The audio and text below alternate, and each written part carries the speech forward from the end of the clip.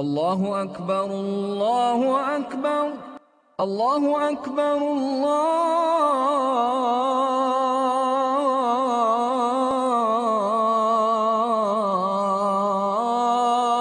الله أكبر أشهد أن لا إله إلا الله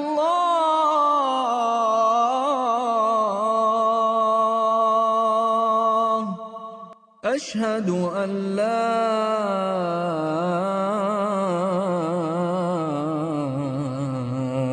إله إلا الله أشهد أن محمدًا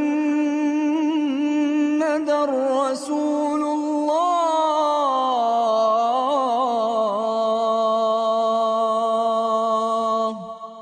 أشهد أن محمدًا رسول الله حي على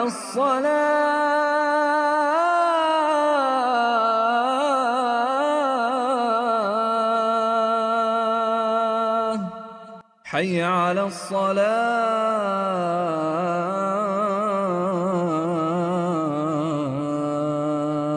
الصلاة حي على الفلاح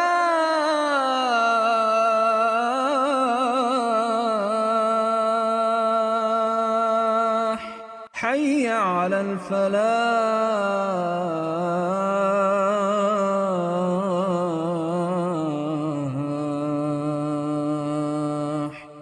الله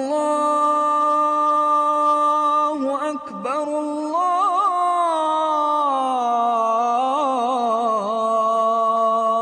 الله أكبر لا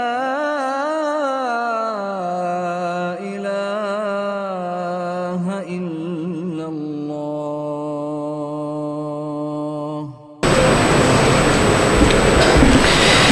السلام عليكم ورحمة الله وبركاته.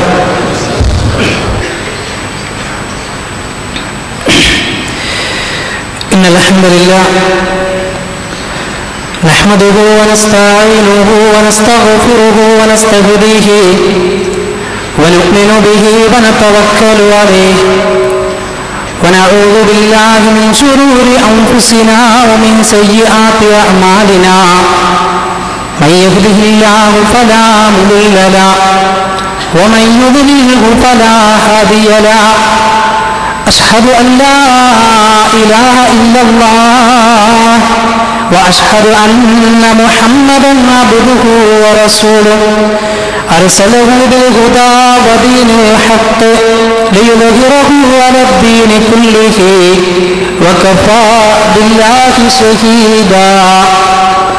اللهم صل على محمد وعلى آل محمد كما صليت على إبراهيم وعلى آل إبراهيم وبارك على محمد وعلى آل محمد كما باركت على إبراهيم وعلى آل إبراهيم إنك حميد مجيد. أما بعد فإن خير الكلام كلام الله وخير السنن سنن محمد صلى الله عليه وسلم وشر الأمور محدثاتها وكل محدثة بدعة وكل بدعة ضلالة وكل ضلالة في النار. أعوذ بالله السميع العليم من الشيطان الرجيم. يا أيها الذين آمنوا اتقوا الله حق تقاته ولا تموتن إلا وأنتم مسلمون. بسم الله الرحمن الرحيم. ومن آياته أن خلق لكم من أنفسكم أزواجا لتسكنوا إليها وجعل بينكم مودة ورحمة إن في ذلك لآيات لقوم يتفكرون اللهم رب اشرح لي صدري ويسر لي أمري واحلل عقدة من لساني يفقهوا قولي. സ്നേഹസമ്പന്നരായ സത്യവിശ്വാസികളെ, വിശ്വാസിനികളെ, സഹോദരി സഹോദരങ്ങളെ, സർവാധിനാഥനായ പടച്ച റബ്ബിനെ രഹസ്യത്തിലും പരസ്യത്തിലും ഒരുപോലെ ഭയപ്പെട്ട് തഖ്വയുള്ളവരായി ജീവിക്കാൻ പരിശ്രമിക്കണേ എന്ന് ആമുഖമായി എന്നെയും നിങ്ങളെയും ഓർമ്മപ്പെടുത്തുകയാണ്, വസിയത്ത് ചെയ്യുകയാണ്. അത്തരമൊരു ജീവിതം നയിക്കുവാനുള്ള തൗഫീഖ് അല്ലാഹു സുബ്ഹാനഹു വ തആല നമുക്ക് നൽകി അനുഗ്രഹിക്കുമാറാകട്ടെ. നമ്മുടെ ജീവിതത്തിൽ സംഭവിച്ചു പോയ എല്ലാ തെറ്റുകുറ്റങ്ങളും അല്ലാഹു സുബ്ഹാനഹു വ തആല നമുക്ക് വിട്ടുപുറത്ത് മാപ്പാക്കി തന്ന് നമ്മെ അനുഗ്രഹിക്കുമാറാകട്ടെ. സഹോദരങ്ങളെ, പരിശുദ്ധ ഇസ്ലാം വിവാഹത്തെ ഏറെ പ്രോത്സാഹിപ്പിക്കുകയും ദാമ്പത്യ ബന്ധത്തിന് ഏറെ വില കൽപ്പിക്കുകയും ചെയ്തിട്ടുള്ള ഒരു മതമാണ്. ഏതോ ഒരു ദേശത്ത് ഏതോ ഒരു വാപ്പയുടെ ഉമ്മയുടെ മകനായി ജീവിച്ചിരുന്ന പുരുഷൻ അതേ മറ്റൊരു ദേശത്ത് മറ്റൊരു വാപ്പയുടെ ഉമ്മയുടെ മകളായി ജീവിച്ചിരുന്ന ഒരു സ്ത്രീ വിവാഹമെന്ന ഒരു ബന്ധത്തിലൂടെ ഒരിക്കലും വിശദീകരിക്കാൻ കഴിയാത്ത വിധമുള്ള ഒരു ബന്ധത്തിന് തുടക്കം കുറിക്കുകയാണ്. വിശുദ്ധ ഖുർആൻ ആ ബന്ധത്തെക്കുറിച്ച് പറഞ്ഞിടത്ത് പ്രയോഗിച്ച അള്ളാഹുവിന്റെ വാചകത്തിൽ നമുക്ക് കാണാൻ കഴിയും. അള്ളാഹുവിന്റെ അപാരമായ ദൃഷ്ടാന്തമാണത്. അള്ളാഹുവിന്റെ ആയത്തുകളിൽപ്പെട്ട ഒന്നാണത്. എന്നിട്ട് പടച്ച റബ്ബ് പറഞ്ഞു, അവർക്കിടയിൽ ഇത്രമാത്രം ആത്മബന്ധമുണ്ടാവാനുള്ള കാരണം ശാരീരികമായ ബന്ധത്തെക്കാളപ്പുറം മാനസികമായൊരു ബന്ധം ഒരു ഭാര്യക്കും ഭർത്താവിനും ഇടയിൽ ഉണ്ടാവാനുള്ള കാരണം അള്ളാഹുവിന്റെ വാചകം വജഅല ബൈനകും മവദ്ദത്തൻ വറഹ്മ. അതേ പടച്ച റബ്ബ് പ്രത്യേകമായ അവന്റെ കാരുണ്യവും അള്ളാഹുവിന്റെ റഹ്മത്തും മവദ്ദത്തും ആ ദമ്പതികൾക്കിടയിൽ അഥവാ ഭാര്യക്കും ഭർത്താവിനും ഇടയിൽ പടച്ച റബ്ബ് ഇട്ടുകൊടുക്കുന്നു എന്നൊരൊറ്റ കാരണത്താലാണ് അവർ തമ്മിൽ ഇത്രമാത്രം മാനസികമായ ഒരു അടുപ്പമുണ്ടാവാനുള്ള കാരണം എന്ന് പരിശുദ്ധ ഖുർആനിലൂടെ പടച്ച റബ്ബ് ഓർമ്മപ്പെടുത്തുകയാണ്. പരസ്പര സ്നേഹത്തോടെ, പരസ്പരമുള്ള വിട്ടുവീഴ്ചയോടെ, മനപ്പൊരുത്തത്തോടുകൂടിയൊക്കെ ദമ്പതികൾക്ക് മുന്നോട്ട് പോകാൻ സാധിക്കുന്നത് അതേ പടച്ച റബ്ബ് നൽകിയിട്ടുള്ള അവന്റെ അപാരമായ അനുഗ്രഹം ഒന്നുകൊണ്ട് തന്നെയാണ്. അതുകൊണ്ട് തന്നെയാണ് യുവത്വം കഴിഞ്ഞ് അഥവാ വിവാഹത്തിന്റെ ആ സമയം കഴിഞ്ഞാൽ യുവത്വം കഴിഞ്ഞ് വാർദ്ധക്യത്തിലേക്ക് എത്തിയാലും അവരുടെ ശരീരത്തിനൊക്കെ പ്രയാസങ്ങൾ ബാധിച്ചാലും തളർച്ച ബാധിച്ചാലും അവരുടെ മനസ്സുകൾക്കൊരു പ്രയാസമുണ്ടാകുന്നില്ല. അവരുടെ മനസ്സുകളൊന്നാണ്. വല്ലാത്തൊരു ആത്മീയമായ, വല്ലാത്തൊരു മാനസികമായ ബന്ധം അവർക്കിടയിലുണ്ടാകും. കാരണം വിശുദ്ധ ഖുർആൻ മറ്റൊരു സ്ഥലത്ത് പ്രയോഗിച്ച അള്ളാഹുവിന്റെ വാചകത്തിൽ നമുക്ക് കാണാൻ കഴിയും, ഈ രണ്ടുപേരെ കൂട്ടിയോജിപ്പിക്കാൻ ഇസ്ലാം നിശ്ചയിച്ചിട്ടുള്ള നിക്കാഹിനെ കുറിച്ച് അല്ലാഹു സുബ്ഹാനഹു വ തആല പറഞ്ഞത് വഅഖദന മിൻകും മീസാഖൻ ഗലീള എന്ന ബലിഷ്ഠമായ നല്ല ഉറപ്പുള്ളൊരു കയറാണ്, നല്ല ഉറപ്പുള്ളൊരു കരാറാണ് അവർ തമ്മിൽ ഏറ്റെടുത്തിട്ടുള്ളത്. വധുവിന്റെ രക്ഷിതാവിൽ നിന്നും ഇവൻ ഏറ്റെടുത്തിട്ടുള്ളത്, ഒരു പുരുഷൻ ഏറ്റെടുത്തിട്ടുള്ളത്, അഥവാ അവിടെ നിക്കാഹെന്ന പരിശുദ്ധമായ കർമ്മത്തിലൂടെ നടക്കുന്നത് ഒരു വലിയ കരാറാണ്, ഉറപ്പുള്ള കരാറാണ് എന്ന് ഖുർആൻ. നമുക്കറിയാം, നിക്കാഹ് എന്ന പദത്തെ നമ്മളൊക്കെ സാധാരണ മലയാള പദത്തിൽ പറയുന്നത് വിവാഹമെന്നാണ്. വിവാഹമെന്ന മലയാള പദത്തിന്റെ അർത്ഥം അഴിക്കാനാവാത്ത കെട്ട് എന്നാണ്, ഒരിക്കലും വേർപിരിക്കാനാവാത്ത കെട്ട് എന്നാണ് വിവാഹമെന്ന മലയാള പദത്തിന്റെ അർത്ഥം തന്നെ. അഥവാ ആർക്കും വേർപിരിക്കാൻ സാധിക്കാത്ത രൂപത്തിൽ, ആർക്കും പൊട്ടിച്ചു കളയാൻ പറ്റാത്ത രൂപത്തിൽ നല്ല ഉറപ്പോടുകൂടി ആ കരാറിനെ മുന്നോട്ട് കൊണ്ടുപോകാൻ സാധിക്കുക എന്നത് ഒരു മനുഷ്യന്റെ വിശിഷ്യാവിശ്വാസിയുടെ ഏറ്റവും പ്രധാനപ്പെട്ട വിഷയമായി ഇസ്ലാം പഠിപ്പിക്കുന്നുണ്ട്. പ്രത്യേകിച്ച് പുരുഷന്മാരെ വിളിച്ചുകൊണ്ട് അല്ലാഹുവിന്റെ പ്രവാചകൻ സല്ലല്ലാഹു അലൈഹി വസല്ലമ പുരുഷന്മാരെ വിളിച്ചുകൊണ്ട് ഹജ്ജത്തുൽ വിദാഇൽ വെച്ച് പറഞ്ഞ വാചകം നമുക്ക് കാണാം.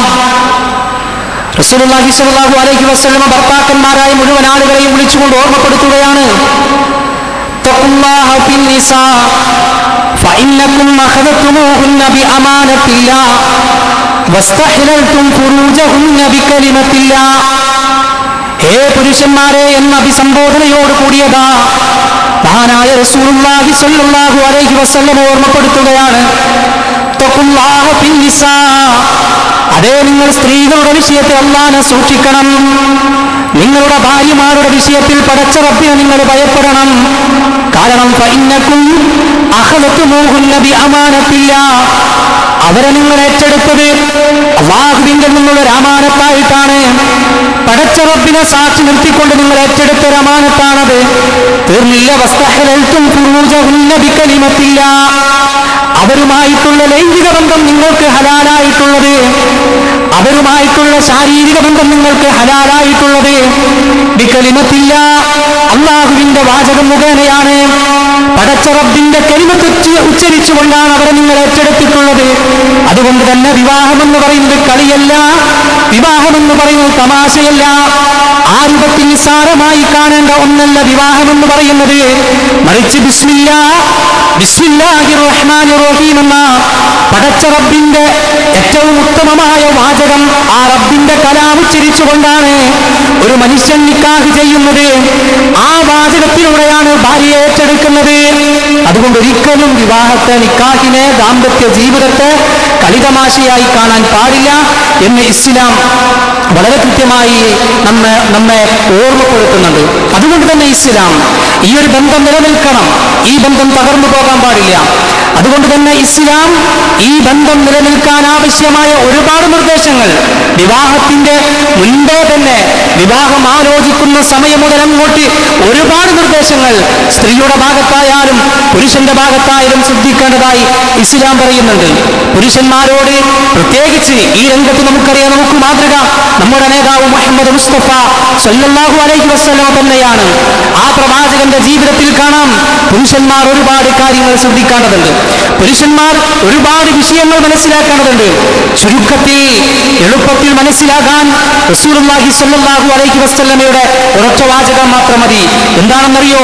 റസൂലുള്ളാഹി സ്വല്ലല്ലാഹു അലൈഹി വസല്ലം പറഞ്ഞു, ഖൈറുക്കും ഖൈറുക്കും ലിഅഹ്ലിഹി, മനുഷ്യരെ നിങ്ങളിൽ ഏറ്റവും ഉത്തമൻ, നിങ്ങളിൽ ഏറ്റവും നല്ലവൻ നിങ്ങളുടെ കുടുംബത്തോട്, ഭാര്യയോട് ഏറ്റവും നന്നായി പെരുമാറുന്നവനാ.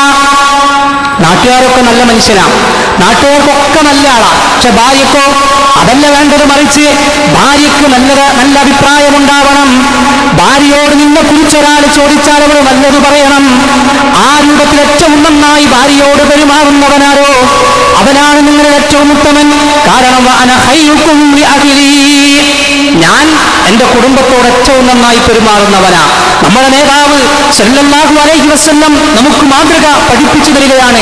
എന്റെ ഭാര്യയോട്, എന്റെ ഭാര്യമാരോട്, എന്റെ കുടുംബത്തോട് ഏറ്റവും നന്നായി പെരുമാറുന്നവനാ ഞാൻ എന്ന് റസൂലുള്ളാഹി സല്ലല്ലാഹു അലൈഹി വസല്ലം. അതേ, ഒരു പുരുഷന്റെ, പ്രത്യേകിച്ചൊരു വിശ്വാസിയുടെ ഏറ്റവും പ്രകടമായ സ്വഭാവം അവന്റെ വീട്ടിലായിരിക്കണം. അവന്റെ ഭാര്യയോട്, അവന്റെ മക്കളോട് റസൂലുള്ളാഹി സല്ലല്ലാഹു അലൈഹി വസല്ലമയുടെ ജീവിതത്തിൽ കാണാം. എല്ലാ ദിവസവും ഇശാ നമസ്കരിച്ചു കഴിഞ്ഞാൽ കുറച്ചു സമയം ഭാര്യമാരുമായും മക്കളുമായും ഒരൽപ്പസമയം സംസാരിക്കാറുണ്ടായിരുന്നു. ആ സംസാരത്തിൽ ഒരൽപ്പം അള്ളാഹുവിന് കോപമില്ലാത്ത രൂപത്തിലുള്ള തമാശകളും റസൂലുള്ളാഹി സ്വല്ലല്ലാഹു അലൈഹി വസല്ലമ ഭാര്യമാരോട് പറയാറുണ്ടായിരുന്നു എന്ന് ഇസ്ലാമിക ചരിത്രത്തിൽ സഹോദരങ്ങളെ നമുക്ക് കാണാം. കാണാൻ കഴിയും. ഇതാണ് ഒരു പുരുഷൻ ചെയ്യേണ്ടത്. ഭാര്യമാരുടെ അടുത്തേക്ക് ചെന്നാൽ ദേഷ്യം പിടിച്ച മുഖവുമായി, മക്കളെ കാണുമ്പോൾ ദേഷ്യം പിടിച്ച മുഖവുമായി, എല്ലാ ടെൻഷനും ബിസിനസിന്റെയും ജോലിയുടെയും എല്ലാ ഭാരവുമായി വീട്ടിലേക്ക് കയറി ചെന്ന് ആ രൂപത്തിൽ അതെല്ലാം വീട്ടിൽ പ്രകടമാക്കുന്ന രൂപമല്ല വിശ്വാസിയിൽ ഉണ്ടാകേണ്ടത്. അതൊക്കെ ഉണ്ടാകും, ജോലിയുടെ അതേപോലെ തന്നെ ബിസിനസിന്റെ ഭാഗമായിട്ടൊക്കെ ചെറിയ പ്രയാസങ്ങളൊക്കെ ഉണ്ടാകും. അതെല്ലാം വീട്ടിൽ പോയി പ്രകടിപ്പിക്കുകയല്ല ചെയ്യേണ്ടത്. മറിച്ച് അവരോട് മാന്യമായി പെരുമാറണം, അവരോട് നല്ല നിലയിൽ വർത്തിക്കണം. ഇത് പുരുഷനെ സംബന്ധിച്ചിടത്തോളം ശ്രദ്ധിക്കണം. എങ്കിലേ നല്ല രൂപത്തിൽ മുന്നോട്ട് പോകാൻ സാധിക്കൂ. അതോടൊപ്പം ഈ വിഷയത്തിൽ ഈ ബന്ധം കെട്ടുറപ്പോടുകൂടി മുന്നോട്ട് പോകാൻ ഏറ്റവും നന്നായി ശ്രദ്ധിക്കേണ്ടത് സ്ത്രീകളാണ്, അഥവാ ഭാര്യമാരാണ്. മുഹമ്മദ് മുസ്തഫ സല്ലല്ലാഹു അലൈഹി വസല്ലം ഭാര്യമാർക്ക് ഒരുപാട് നിർദ്ദേശങ്ങൾ നൽകിയ കൂട്ടത്തിൽ വളരെ വിശദമായി റസൂലുള്ളാഹി സ്വല്ലല്ലാഹു അലൈഹി വസല്ലം ഹദീസുകളിൽ ആ കാര്യങ്ങൾ വിശദീകരിക്കുന്നുണ്ട്. അക്കൂട്ടത്തിൽ നമുക്ക് കാണാം, പ്രവാചകൻ സല്ലല്ലാഹു അലൈഹി വസല്ലമ ഏറ്റവും നല്ലൊരു പെണ്ണിനെ കുറിച്ച് വിശദീകരിക്കാണ്. ആരാണ് ഏറ്റവും നല്ല പെണ്ണെന്നറിയോ? ഇദാ സല്ലത്തിൽ മർഅതു ഖംസഹ, 5 നേരം കൃത്യമായി നമസ്കരിക്കുന്നവളാണവൾ. വസാമത്ത് ശഹറഹ, അല്ലാഹു നിർബന്ധമാക്കിയിട്ടുള്ള മാസത്തിൽ നോമ്പെടുക്കുന്നവളാണവൾ. വഹഫിലത്ത് ഫർജഹ, ഭർത്താവിന് മാത്രം അവകാശപ്പെട്ട അവളുടെ ലൈംഗികാവയവങ്ങൾ, അവളുടെ ശരീരം, അത് ഭർത്താവിന് വേണ്ടി കാത്തു സൂക്ഷിക്കുന്നവളാ അവൾ. തീർന്നില്ല, വഅതാഅത്ത് സൗജഹ, അവൾ ഭർത്താവിനെ അനുസരിക്കുന്നവളാ.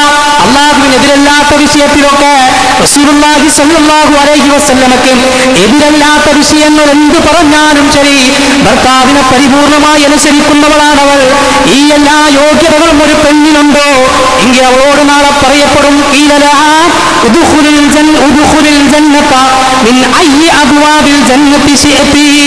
അതേ, ഇഷ്ടപ്പെടുന്ന വാതിലൂടെ സ്വർഗത്തിലേക്ക് പ്രവേശിച്ചു കൊള്ളാൻ ഭാര്യമാരോട് പറയും. എന്തു വേണം? ഇപ്പറഞ്ഞ യോഗ്യതകൾ ഉണ്ടാകണം. 5 നേരം നിസ്കരിക്കണം, കൃത്യമായി നോമ്പെടുക്കണം, അവരുടെ ലൈംഗികാവയവങ്ങൾ കാത്തു സൂക്ഷിക്കണം, ഭർത്താവിനെ അനുസരിക്കണം. എങ്കിൽ ഇപ്പറഞ്ഞ യോഗ്യതകളുണ്ടെങ്കിൽ ഇഷ്ടമുള്ള കവാടത്തിലൂടെ സ്വർഗത്തിലേക്ക് പ്രവേശിച്ചു കൊള്ളാൻ അല്ലാഹു സുബ്ഹാനഹു വ തആല നാളെ പരലോകത്ത് വെച്ച് പറയും എന്ന് മുഹമ്മദ് മുസ്തഫ സല്ലല്ലാഹു അലൈഹി വസല്ലം വിശദീകരിക്കുകയാണ്. സഹോദരങ്ങളെ, ഈ രൂപത്തിൽ പരസ്പരമുള്ള ബാധ്യതകളും പരസ്പരമുള്ള കടമകളും കടപ്പാടുകളും ഒക്കെ തിരിച്ചറിഞ്ഞ് അതൊക്കെ ജീവിതത്തിൽ പകർത്തുമ്പോൾ, അതൊക്കെ ജീവിതത്തിലേക്ക് കൊണ്ടുവരുമ്പോൾ മാത്രമേ അവിടെ ആ ബന്ധം നിലനിൽക്കൂ, ആ ബന്ധത്തിന് സുദൃഢതയുണ്ടാകും, ആ ബന്ധം നല്ല ഉറപ്പോടുകൂടി മുന്നോട്ട് പോവുകയുള്ളൂ. ശരിയാണ്, ഇപ്പറഞ്ഞതൊക്കെ എന്തെങ്കിലും ഏറ്റവും നല്ല കുടുംബമാണെങ്കിലും ഏറ്റവും നല്ല രൂപത്തിൽ മുന്നോട്ട് പോകുന്നവരാണെങ്കിലും വിവാഹമൊക്കെ കഴിഞ്ഞ് ഒരൽപ്പം കഴിയുമ്പോൾ ചെറിയ ചെറിയ സൗന്ദര്യപ്പടക്കങ്ങൾ സ്വാഭാവികമാണ്. ഭാര്യയാണെങ്കിൽ അവളൊരു പെണ്ണാണെങ്കിൽ, ഭർത്താവാണെങ്കിൽ അവളൊരാണാണല്ലോ. പോസിറ്റീവും നെഗറ്റീവും ചേരുമ്പോൾ സ്വാഭാവികമായും ഉണ്ടാകുന്ന ചെറിയ ചെറിയ ചില്ലറ പ്രശ്നങ്ങളൊക്കെ എല്ലാ വീടുകളിലും ഉണ്ടാകും. എല്ലാ ഭാര്യയുടെയും ഭർത്താവിന്റെയും ഇടയിലുണ്ടാകും, എല്ലാ ദമ്പതികൾക്കിടയിലുണ്ടാകും. ആ പ്രശ്നമുണ്ടാകുമ്പോഴേക്കും അവളെ ഒഴിവാക്കി വേറൊരുത്തിയെ സ്വീകരിച്ചു എന്ന് ഇസ്ലാം പറഞ്ഞിട്ടില്ല.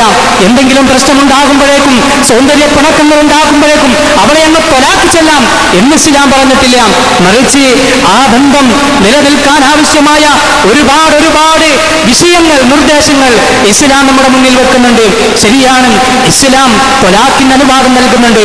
പലരും ത്വലാഖ് എന്ന പദത്തെ മാത്രം എടുത്തുചരിച്ചുകൊണ്ട് പ്രൊജക്ട് ചെയ്തുകൊണ്ട് ആ ഒരു ത്വലാഖ് എന്ന വിഷയത്തെ തെറ്റിദ്ധരിപ്പിക്കാൻ വേണ്ടി സമൂഹത്തിൽ ശ്രമിക്കുന്നുണ്ട് പലരും.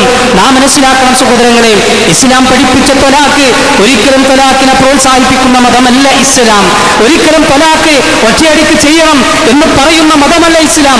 മറിച്ച് ഒരു ബന്ധം നിലനിൽക്കാൻ ആവശ്യമായ എല്ലാ നിർദ്ദേശങ്ങളും ഇസ്ലാം മുന്നോട്ട് വെച്ചു. അതേ, സ്വാഭാവികമായിട്ടുള്ള പിണക്കങ്ങൾ ഉണ്ടാകുമ്പോൾ ആ പിണക്കങ്ങൾ തീർത്ത് മുന്നോട്ട് പോകാൻ കഴിയുന്ന ഒരുപാട് നിർദ്ദേശങ്ങൾ ഇസ്ലാം വെച്ചു. ഒരുപാട് സ്റ്റെപ്പുകൾ ഇസ്ലാം പറഞ്ഞു, ഒരുപാട് സ്റ്റേജുകൾ ഇസ്ലാം പറഞ്ഞു.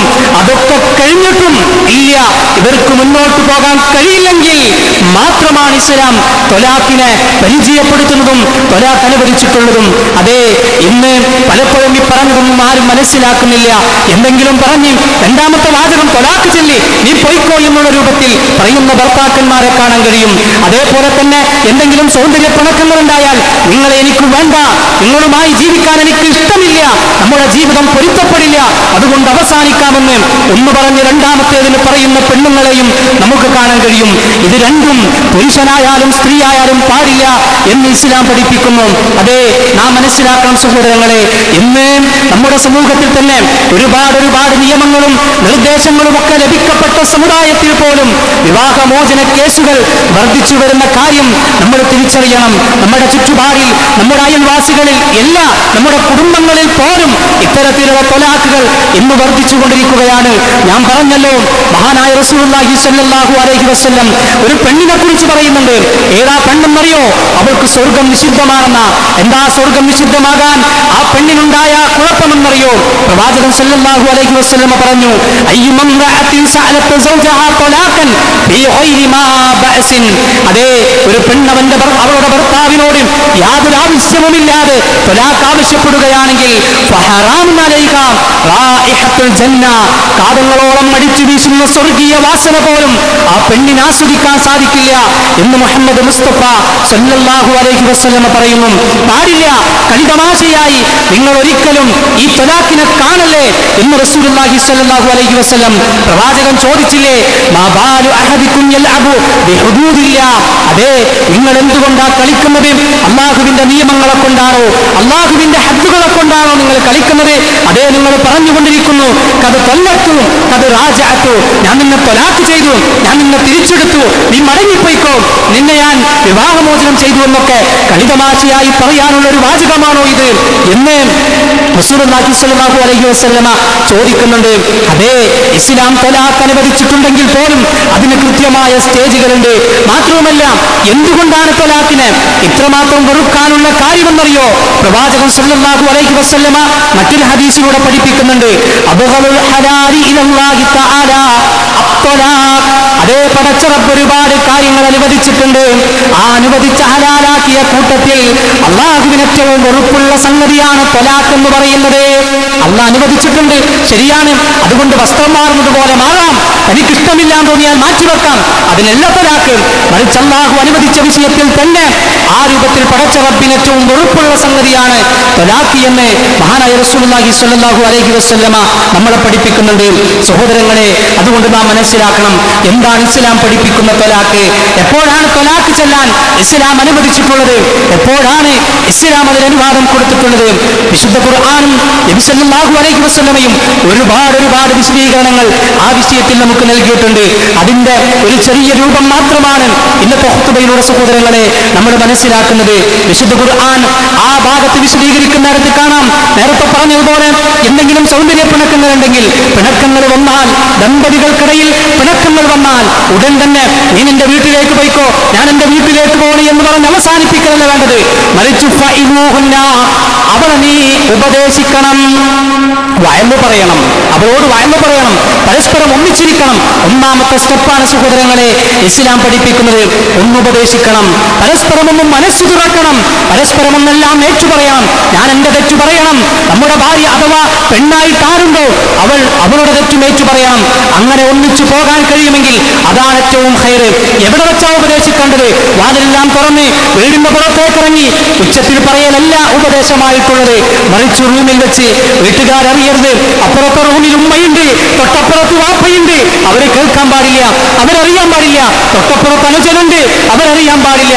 തൊട്ടപ്പുറത്ത് അയൽക്കാരുണ്ട്, അവരറിയാൻ പാടില്ല. ഒരാളും അറിയാൻ പാടില്ല. മറിച്ച് ഭാര്യയും ഭർത്താവും തമ്മിൽ പ്രശ്നമുണ്ടെങ്കിൽ അവർക്കിടയിൽ യോജിപ്പിക്കാൻ കഴിയുന്ന രൂപത്തിൽ അവർ തന്നെ പരിശ്രമിക്കണം. കാരണം പടച്ച റബ്ബിന്റെ കലാം സാക്ഷി നിർത്തിക്കൊണ്ട് അത് ഉച്ചരിച്ചുകൊണ്ട് ഏറ്റെടുത്ത കരാറാണ് വിവാഹം. അതുകൊണ്ട് നിങ്ങൾ ഉപദേശിക്കണം, റൂമിൽ വെച്ച് ഉപദേശിക്കണം. അവരുടെ റൂമിൽ വെച്ച് പരസ്പരം ഒന്ന് മനസ്സ് തുറന്ന് സംസാരിക്കണം, രണ്ടുപേരും മനസ്സ് തുറക്കണം. ഇതാണ് ഒന്നാമത്തെ സ്റ്റെപ്പ്. അതേ, മനസ്സ് തുറന്നു, പരസ്പരം ഉപദേശിച്ചു, അതുകൊണ്ട് യോജിക്കാൻ കഴിഞ്ഞില്ല, എന്നാ പിന്നെ ത്വലാഖ് ചൊല്ലിക്കോ എന്നല്ല ഇസ്ലാം പറഞ്ഞത്. രണ്ടാമത്തെ സ്റ്റെപ്പ് പറഞ്ഞു, എന്താണെന്നറിയോ? വഹ്ജുറൂഹുന്ന ഫിൽ മളാജിഇ, അവരുടെ കിടപ്പറ മാറിക്കിടക്കണം, മാറ്റിക്കിടത്തണം. കിടപ്പറ റൂമിൽ നിന്ന് മാറ്റിക്കിടത്തണമെന്നല്ല, വാതിലടച്ച് പുറത്താക്കണമെന്നല്ല, നീ നിന്റെ വീട്ടിലേക്ക് പോയിക്കോ എന്ന് പറയണമെന്നല്ല, അപ്പുറത്തെ വീട്ടിൽ പോയി കിടന്നോ എന്ന് പറയലല്ല. മറിച്ചതേ റൂമിൽ ഞാൻ താമസിക്കുന്ന, ഞാൻ കിടന്നിറങ്ങുന്ന എന്റെ റൂമിൽ, അതേ റൂമിൽ കിടപ്പറയൊന്ന് മാറിക്കിടക്കണം. അങ്ങനെ കിടക്കുമ്പോൾ അങ്ങനെ കിടക്കണമെന്ന രണ്ടാമത്തെ സ്റ്റെപ്പായി സഹോദരങ്ങളെ ഇസ്ലാം പഠിപ്പിക്കുന്നത്. അപ്പോഴും നേരത്തെ പറഞ്ഞതുപോലെ വീട്ടുകാരറിയാൻ പാടില്ല. അപ്പുറത്തെ റൂമിൽ കിടന്നാൽ നമ്മുടെ ഉമ്മ ചോദിക്കൂലേ, അപ്പുറത്തെ വീട്ടിലേക്ക് പറഞ്ഞയച്ചാൽ നമ്മളെ വാപ്പ ചോദിക്കൂലേ?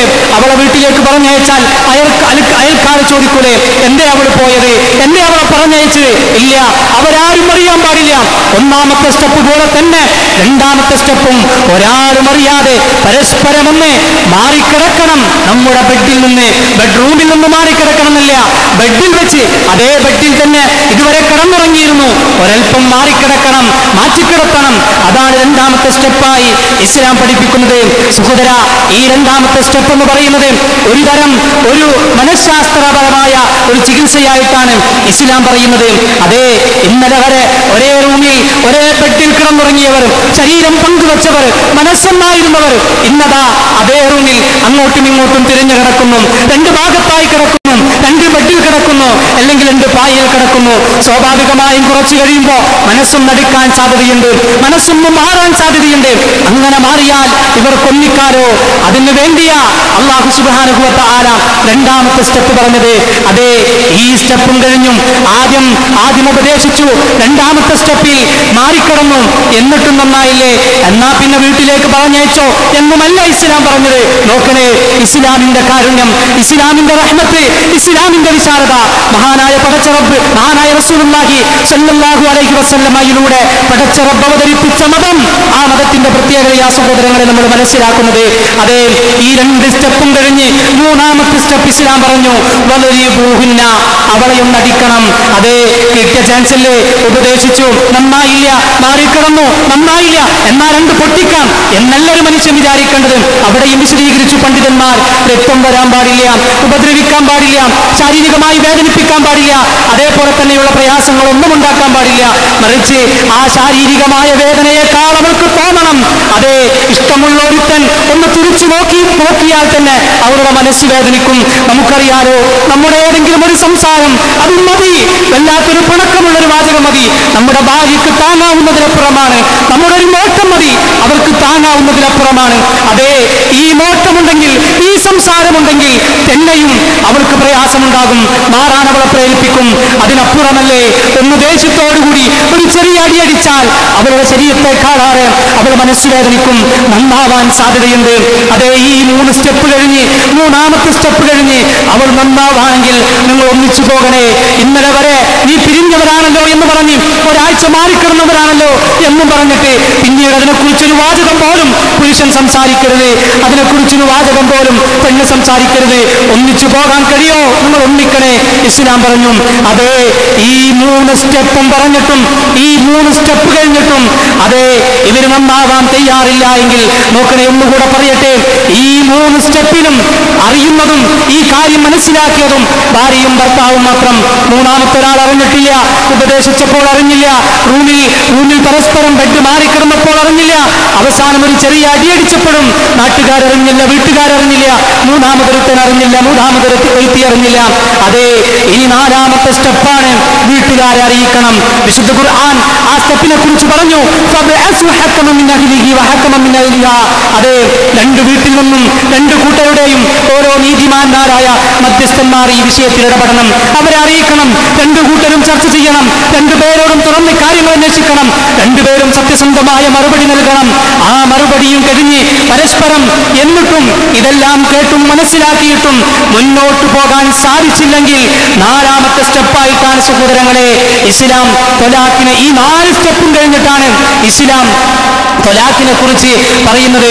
അപ്പോഴും ഇസ്ലാം അവിടെ ത്വലാഖ് ചെല്ലണമെന്നല്ല ഇസ്ലാം അവിടെ ആവശ്യപ്പെട്ടത്, മറിച്ച് ഒരു വീണ്ടും വിചാരത്തിന് ഇസ്ലാം അനുവാദം നൽകുകയാണ്. എന്താണെന്നറിയോ? 1ാമത്തെ ഉപദേശം, 2ാമത്തെ കിടപ്പറ മാറിക്കിടന്നു, 3ാമത്തെ ഒന്ന് അടിച്ചു, 4ാമത് 3ഉം കഴിഞ്ഞ് 4ാമത്തെ സ്റ്റെപ്പ് അവളുടെ വീട്ടുകാരി ഇവന്റെ വീട്ടുകാരും ഒന്നിച്ചിരുന്ന് ചർച്ച ചെയ്തു. അതേ, പ്രശ്നം സങ്കീർണമാണ്, ഒന്നിച്ചു പോകാൻ കഴിയില്ല, അവസാനിപ്പിക്കണം ഈ ബന്ധം എന്നാണെങ്കിൽ അതേ ഒന്ന് കാത്തു നിൽക്കണം, ഒന്ന് വീണ്ടും വിചാരത്തിന് പടച്ചറപ്പ് അവസരം നൽകുകയാണ്. അതേ, അവളുടെ അശുദ്ധി കാലത്ത് നീ ത്വലാഖ് ചെയ്യരുത്, അവളുടെ ആർത്തവത്തിന്റെ സമയത്ത് നീ അവളെ ത്വലാഖ് ചെല്ലരുത്. ആ സമയത്ത് ത്വലാഖ് ചെല്ലുക എന്നത് ഹറാമാണ്. കുളിച്ച് ശുദ്ധിയാകുന്നത് വരെ നീ ഒന്ന് കാത്തു നിൽക്കണം. അതേ, നേരത്തെ പറഞ്ഞ മധ്യസ്ഥന്മാരുടെ തീരുമാനം വരുന്നത് ഒന്നിച്ചു പോകാൻ കഴിയില്ല എന്നുള്ള അവസാന തീരുമാനം വരുമ്പോൾ ആദ്യം അന്വേഷിക്കേണ്ടത് അവൾ ആർത്തവ സമയത്താണോ, അവൾ വലിയ അശുദ്ധിയിലാണോ എന്നാണ് ആദ്യം നോക്കേണ്ടത്. എങ്കിൽ കുളിച്ച് ശുദ്ധിയാകുന്നതുവരെ ആ സമയം വരെ ഇവൻ മാറി നിൽക്കണം. അവിടെയും മനഃശാസ്ത്രപരമായ ഒരു ചികിത്സയാണ് ഇസ്ലാം പറയുന്നത്. ഇന്നലെ വരെ ഒന്നിച്ചിറങ്ങിയവർ, അതല്ലെങ്കിൽ ഒന്നിച്ച് ഒരു വലിയ ബന്ധം മുന്നോട്ട് കൊണ്ടുപോയവർ, അതെ അവൾ കുറച്ചു സമയം മാറി നിന്നു. അവളുടെ ആർത്തവത്തിന്റെ സമയത്ത് ലൈംഗിക ബന്ധം ഹറാമാണല്ലോ, മാറി നിന്നു. അവളതാ കുളിച്ച് ശുദ്ധിയായി വരികയാണ്. ഒന്നിക്കാനാണെങ്കിലോ ആഗ്രഹമുണ്ടെങ്കിലോ രണ്ടുപേർക്കും ഒന്നിക്കാലോ എന്നതാണ് ഇസ്ലാം അവിടെയും മുന്നോട്ട് വെക്കുന്നത്. ശരി, ഇനി ത്വലാഖ് ചൊല്ലി ഇപ്പറഞ്ഞ രൂപത്തിൽ ശുദ്ധികാലവും കഴിഞ്ഞിട്ടും ഒന്നിക്കാൻ കഴിഞ്ഞില്ലെങ്കിൽ ത്വലാഖ് ചൊല്ലി എന്നാ പിന്നെ വീട്ടിലേക്ക് പറഞ്ഞയച്ചോ എന്നുമല്ല ഇസ്ലാം പറയുന്നത്. നോക്കണം സഹോദര, ത്വലാഖിന്റെ നിയമങ്ങളായി പറയുന്നത് ഈ 4 സ്റ്റെപ്പും കഴിഞ്ഞ് ത്വലാഖും കഴിഞ്ഞ് അവളുടെ ശുദ്ധികാലവും കഴിഞ്ഞാൽ പിന്നീട് 3 മാസക്കാലം അവൾ താമസിക്കേണ്ടത് ഭർത്താവിന്റെ വീട്ടിലാ, ഇവന്റെ വീട്ടിലാ. ഇവനാണ് ഭക്ഷണം നൽകേണ്ടത്, ഇവനാണ് വസ്ത്രം നൽകേണ്ടത്, ഇവനാണ് ചിലവിന് കൊടുക്കേണ്ടത്. പക്ഷേ ഒന്നു മാത്രം പാടില്ല, ഭാര്യ ഭർത്തൃ ബന്ധം പാടില്ല, ലൈംഗിക ബന്ധം പാടില്ല. ബാക്കിയെല്ലാം അവന്റെ വീട്ടിലാ താമസിക്കേണ്ടത്, അവന്റെ ചിലവിൽ അവൾ കഴിയേണ്ടത്, അവനാണ് അവൾക്ക് ഭക്ഷണം നൽകേണ്ടത്. ഇസ്ലാം വളരെ കൃത്യമായി സഹോദരങ്ങളെ ഇവിടെ നിർദ്ദേശിക്കുകയാണ്. അങ്ങനെ 3 മാസവും കഴിഞ്ഞു. ആ 3 മാസത്തിനിടയിൽ ഇവർക്ക് തോന്നാണ് ഒന്നിക്കാമെന്ന് തോന്നുകയാണെങ്കിൽ പിന്നെ രണ്ടാമത്തെ ഒരു നിക്കാഹ് വേണ്ട, വേറൊരു വലിയ വേണ്ട, വേറെ രക്ഷാധികാരികൾ വേണ്ട, 2 സാക്ഷികൾ മാത്രം മതി. ഈ 2 സാക്ഷികളുടെ മുമ്പിൽ വന്നുകൊണ്ട് രണ്ടുപേരും പ്രഖ്യാപിക്കുന്നു, ഞങ്ങൾ ഒന്നിക്കാൻ തീരുമാനിച്ചു, ഞങ്ങളെല്ലാ പിണക്കങ്ങളും മാറി എന്ന് പറഞ്ഞാൽ ആ 3 മാസത്തിനിടക്കാണെങ്കിൽ സഹോദരങ്ങളെ ഇവർക്കൊന്നിക്കാം. അതല്ല 3 മാസം കഴിഞ്ഞിട്ടും ഇവർ വേർപിരിയാനാണ് തീരുമാനമെങ്കിൽ അപ്പോൾ മാത്രമേ ത്വലാഖ് പൂർത്തിയാകുന്നുള്ളൂ എന്നാണ് സഹോദരങ്ങളെ ഇസ്ലാം പറയുന്നത്. ഈ 3 മാസം ഇവന്റെ വീട്ടിൽ താമസിച്ച് പിരിഞ്ഞു പോകുമ്പോ ത്വലാഖിന്റെ ആ കാലാവധി കഴിഞ്ഞ് 3 മാസം കഴിഞ്ഞ് ത്വലാഖ് പരിപൂർണമായി ഇവൾ വീട്ടിൽ നിന്ന് പുറത്തു പോകുമ്പോ, പിരിഞ്ഞു പോകുമ്പോ അവൾ അടിച്ചോടിക്കണമെന്നാണോ ഇസ്ലാം പറഞ്ഞത്? അവിടെയും പറഞ്ഞു മാന്യമായി നല്ല ഒരു സമ്മാനം കൊടുത്തുകൊണ്ട് അവളെ നീ പറഞ്ഞേക്കണമെന്ന ഇസ്ലാം അവിടെയും നിർദ്ദേശിക്കുന്ന സഹോദരങ്ങളെ. ഈ രൂപത്തിൽ അവിടെ ത്വലാഖ് പൂർത്തിയാവുകയാണ്. ഒരുപാട് സ്റ്റെപ്പുകൾ കഴിഞ്ഞു, ഒരുപാട് നിർദ്ദേശങ്ങൾ തന്നു. അതെല്ലാം കഴിഞ്ഞിട്ട് അവസാനം മാത്രമേ സഹോദരങ്ങളെ ത്വലാഖിൽ എത്തിച്ചേരുന്നുള്ളൂ. ഇനി അതും കഴിഞ്ഞു. 3 മാസം കഴിഞ്ഞ് അവർ വേർപിരിഞ്ഞു പോയി. അവർക്ക് വീണ്ടും തോന്നാണ് ഒന്നിക്കാമെന്ന്, വീണ്ടും തോന്നാണ് ഭാര്യ ഭർത്താക്കന്മാരായി ജീവിക്കാമെന്ന്. എങ്കിൽ രണ്ടാമത് നിക്കാഹ് വേണം, എങ്കിൽ വലിഞ്ഞു വേണം, എങ്കിൽ ആ രൂപത്തിലുള്ള ഒരു വിവാഹവുമായി ബന്ധപ്പെട്ട നിയമങ്ങൾ എന്തൊക്കെയുണ്ടോ അതൊക്കെ അവിടെയും ബാധകമാണ്. വീണ്ടും അവരുടെ ജീവിതത്തിൽ പ്രശ്നങ്ങൾ ഉണ്ടാകുന്നു. ഇപ്പറഞ്ഞ സ്റ്റെപ്പുകളൊക്കെ കഴിഞ്ഞു. വീണ്ടും ആ 3 മാസത്തിന്റെ കാലാവധി കഴിഞ്ഞു. അവർ വിവാഹമോചിതരായി. വീണ്ടും അവർക്ക് തോന്നാണ് ഒന്നിക്കാമെന്ന്. എങ്കിൽ ഇപ്പറഞ്ഞ വിവാഹത്തിന്റെ നിയമങ്ങളോടുകൂടി അവർക്കൊന്നിക്കാം, അവർക്ക് ഭാര്യ ഭർത്താക്കന്മാരായി ജീവിക്കാം. വീണ്ടും പ്രശ്നങ്ങളുണ്ടായി, വീണ്ടും പ്രയാസങ്ങളുണ്ടായി.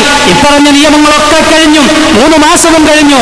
ത്വലാഖിന്റെ കാലാവധിയും പൂർത്തിയായി, ശുദ്ധിയുടെ കാലാവധിയും പൂർത്തിയായി. അവർ പിരിഞ്ഞാൽ പിന്നെ അവളെ വിവാഹം ചെയ്യണമെങ്കിൽ അവളെ മറ്റൊരുത്തൻ വിവാഹം ചെയ്യുകയും അവരുടെ കാരണവശാൽ അവൻ വിവാഹമോചനം ചെയ്യുകയും ചെയ്താൽ മാത്രമേ പിന്നെ ഇവനെ അവളെ ഏറ്റെടുക്കാൻ കഴിയുകയുള്ളൂ. അതൊക്കെ മറ്റൊരു വിഷയമാണ് സഹോദരങ്ങളെ, വിശദമായി പ്രതിപാദിക്കേണ്ട വിഷയമാണ്. ചുരുക്കത്തിൽ സഹോദരങ്ങളെ, ഈ രൂപത്തിൽ ഇസ്ലാമിന്റെ ത്വലാഖ് പഠിപ്പിച്ച നിയമങ്ങൾ, ത്വലാഖുമായി ബന്ധപ്പെട്ട് നിർദ്ദേശിച്ച നിയമങ്ങളൊക്കെ നമ്മൾ മനസ്സിലാക്കണം സഹോദരങ്ങളെ. ഇതാണ് ഇസ്ലാം പഠിപ്പിച്ച നിയമങ്ങൾ, ഇതാണ് ഇസ്ലാം പഠിപ്പിച്ച ത്വലാഖ്. പക്ഷേ നിങ്ങളൊന്ന് ആലോചിച്ചു നോക്കും, സമൂഹത്തിൽ നടക്കുന്ന ഒരുപാട് ത്വലാഖുകൾ സമൂഹത്തിലെ ഭൂരിഭാഗം മെമ്പർമാർക്കും നിഷേധിക്കുന്നവരും വിമർശിക്കുന്നവരെയും മാറ്റി നിർത്താം. പക്ഷേ മുസ്ലിം മെമ്പർമാരായ മാപ്പിള മക്കളായ മുസ്ലിമീങ്ങളായ ആളുകൾക്ക് ഈ നിയമങ്ങൾ അറിയില്ല. പലർക്കും, ഭൂരിഭാഗം ആളുകൾക്കും അറിയില്ല. എപ്പോഴാ അവരുടെ അശുദ്ധിയെന്ന് നോക്കാറില്ല, മറിച്ച് എപ്പോഴാ നമ്മുടെ ദേഷ്യം നോക്കാറ്. എപ്പോഴാ ദേഷ്യം അപ്പോഴങ്ങ് ത്വലാഖ് എന്നുള്ള രൂപത്തിൽ പറയുന്നു. ത്വലാഖിന്റെ ആദ്യഘട്ടങ്ങളിൽ വീട്ടിൽ നിർത്തണമെന്ന് പറഞ്ഞ രംഗങ്ങൾ അതാരും അനുസരിക്കാറില്ല, കേൾക്കാറില്ല. എന്തെങ്കിലും രൂപത്തിൽ പിണക്കങ്ങൾ വന്നാൽ അപ്പൊ പറഞ്ഞേക്കുന്നു വീട്ടിലേക്ക്, അപ്പൊ ഇറങ്ങിപ്പോകുന്ന വീട്ടിലേക്ക്. 1 2 വർഷം പിണങ്ങി നിന്ന് മാറിയ ശേഷമാണ് ഇന്ന് ത്വലാഖിന്റെ വിധിയുമായി വരുന്നത്. ഫോണിലൂടെ സംസാരിക്കുന്ന നാട്ടിലേക്ക് അപ്പുറത്ത് ഭാര്യയാനും സംസാരിച്ചുകൊണ്ട് അതേപോലെ തന്നെ കൊഞ്ചിക്കുഴഞ്ഞ് സംസാരിക്കുന്നതിനിടയിൽ പെട്ടെന്നൊരു ദേഷ്യം വന്നു, പെട്ടെന്നൊരു അഭിപ്രായ വ്യത്യാസം വന്നു. ആ ദേഷ്യം വന്നപ്പോഴേക്കും അവസാനം ആ വർത്തമാനം ചെന്ന് നിൽക്കുന്നത്, നിന്നെ എനിക്ക് വേണ്ട, നീയുമായിട്ടുള്ള ബന്ധം ഞാൻ അവസാനിപ്പിക്കുന്നു, നിന്നെ ഞാൻ മൂന്നും ചൊല്ലിയിരിക്കുന്നു എന്നുള്ള രൂപത്തിൽ സംസാരിക്കുകയും മഹല്ലിലേക്ക് അതേപോലെ തന്നെ വീട്ടിലേക്കൊക്കെ ലെറ്റർ അയക്കുകയും ചെയ്യുന്ന രീതിയാണ് നമുക്ക് കാണാൻ കഴിയുന്നത്. ആര് പറഞ്ഞത് തൊലാക്കാവുമെന്ന്, ആര് പഠിപ്പിച്ചു അത്തരമൊരു തൊലാക്ക്? ഇല്ല പ്രിയപ്പെട്ടവരെ, ഇസ്ലാമിന്റെ തൊലാക്ക് എന്ന് പറയുന്നത് ഒരുപാട് നിയമങ്ങളും ഒരുപാട് നിർദ്ദേശങ്ങളും ആ രൂപത്തിൽ പഠിപ്പിക്കണമെന്നാണ്. ഈ നിർദ്ദേശങ്ങൾ പാലിക്കാതെ, ഇപ്പറഞ്ഞ സ്റ്റെപ്പുകളുമൊന്നും പാലിക്കാതെ ഒരുത്തൻ തൊലാക്ക് ചൊല്ലിയാൽ അവനെ സംബന്ധിച്ച് അല്ലാഹുവിന്റെ വാചകം, അവൻ സ്വന്തത്തോട് തന്നെ അക്രമം ചെയ്തവനാണ്, മഹാക്രമം ചെയ്തവനാണ് എന്ന് ഖുർആൻ പറയുന്നുണ്ട്. അതുകൊണ്ട് സഹോദരങ്ങളെ, ചുരുക്കത്തിൽ ഇസ്ലാം ഒരിക്കലും തൊലാക്കിനെ പ്രോത്സാഹിപ്പിക്കുന്നില്ല, തൊലാക്ക് ചൊല്ലണമെന്ന് പറഞ്ഞിട്ടില്ല. മറിച്ച് ഭാര്യാഭർത്തൃ ബന്ധങ്ങളിൽ വിള്ളലുണ്ടായാൽ അതിനെയൊക്കെ പരിഹരിക്കാൻ പറ്റുന്ന രൂപത്തിലുള്ള ഒരുപാട് നിർദ്ദേശങ്ങൾ മുന്നോട്ട് വെച്ച ശേഷം അതിന്റെ അവസാന സ്റ്റെപ്പ്, അതും അവസാന ഭാഗത്തായി ഇസ്ലാം പഠിപ്പിച്ച ഒന്നാണ് തൊലാക്ക് എന്ന് നമ്മൾ മനസ്സിലാക്കുകയും അതുകൊണ്ട് തന്നെ ഇസ്ലാം പവിത്രമായി കണ്ട ഒരു ദാമ്പത്യ ജീവിതത്തെ പൊട്ടിച്ചെറിയാതെ, അത് മാറ്റിവെക്കാതെ, അതിനെ പരിഹസിക്കാതെ ആ രൂപത്തിൽ നല്ല ഒരു ഉറപ്പോടുകൂടി മുന്നോട്ട് പോകാൻ നമുക്ക് സാധിക്കണം. അല്ലാഹുവോട് ദുആ ചെയ്യുക, അല്ലാഹു സഹായിക്കുമാറാകട്ടെ. അഖൂലു ഖൗലി ഹാദാ വഅസ്തഗ്ഫിറുല്ലാഹ ലി വലക്കും ഫസ്തഗ്ഫിറൂ ഇന്നഹു ഹുവൽ ഗഫൂറുർ റഹീം.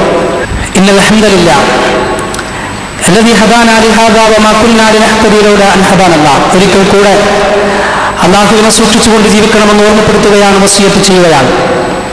അല്ലാഹു നമ്മെ അനുഗ്രഹിക്കുമാറാകട്ടെ.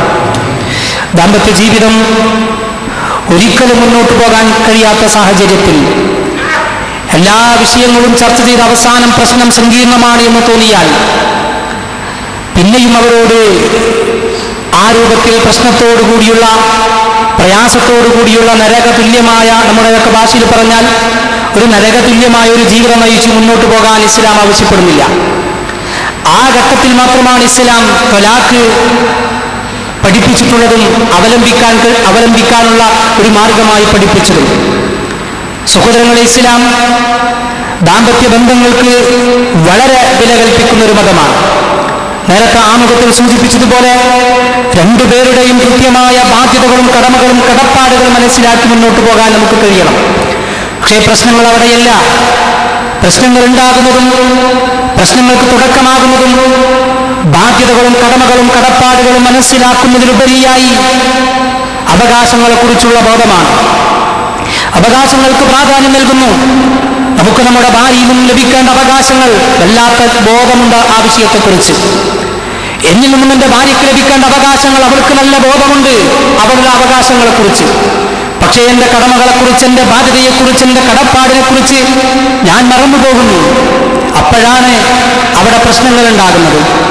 അവകാശങ്ങളെക്കുറിച്ച് ബോധമുള്ളതോടൊപ്പം അതിനേക്കാൾ ഉപരിയായി നമ്മിലുണ്ടാകേണ്ട ഒന്നാണ് കടമയും കടപ്പാടുകളെക്കുറിച്ചുള്ള, കടമകളെക്കുറിച്ചുള്ള, ബാധ്യതകളെക്കുറിച്ചുള്ള ബോധം എന്ന് നമ്മൾ തിരിച്ചറിയണം. ഈ രൂപത്തിൽ തിരിച്ചറിയുമ്പോൾ മാത്രമേ ഒരു നല്ല കുടുംബബന്ധമായി ദാമ്പത്യ ജീവിതം മുന്നോട്ട് കൊണ്ടുപോകാൻ സാധിക്കൂ. അതോടൊപ്പം അല്ലാഹു സുബ്ഹാനഹു വ തആല പഠിപ്പിച്ച നിയമങ്ങളും നിർദ്ദേശങ്ങളും പാലിച്ച് എല്ലാ രൂപത്തിലും മാതാപിതാക്കളോടുള്ള ബാധ്യത നിറവേറ്റി, സന്താനങ്ങളോടുള്ള, ഭാര്യയോടുള്ള, അയൽക്കാരോടുള്ള, മുഴുവൻ ആളുകളോടുമുള്ള ബാധ്യതകൾ നിറവേറ്റി മുന്നോട്ട് പോകുമ്പോൾ മാത്രമേ നല്ലൊരു ജീവിതത്തിന് തുടക്കമിടാൻ സാധിക്കൂ. എങ്കിൽ മാത്രമേ നല്ലൊരു സമുദായം അതിൽ നിന്ന് വളർന്നു വരൂ. അല്ലാഹു ആ രൂപത്തിലുള്ള ഏറ്റവും ഉത്തമമായ സമുദായമാക്കി നമ്മെ എല്ലാവരെയും മാറ്റി അനുഗ്രഹിക്കുമാറാകട്ടെ.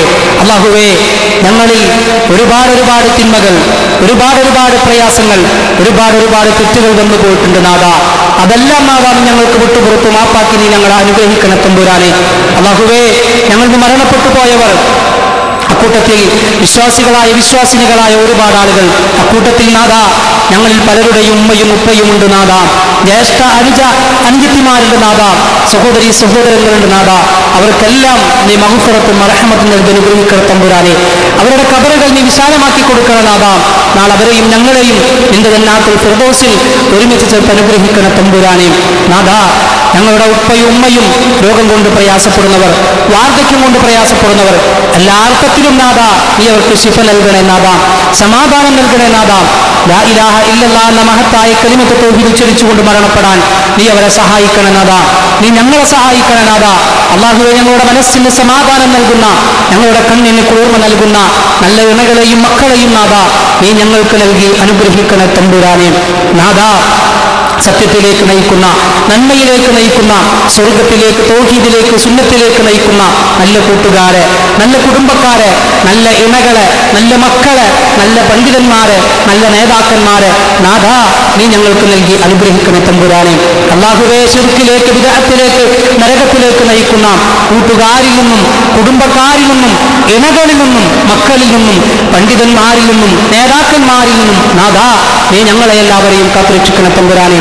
اللهم اغفر للمؤمنين والمؤمنات والمسلمين والمسلمات والأحياء منهم والأموات إنك مجيب الدعوات يا قاضي الحاجات.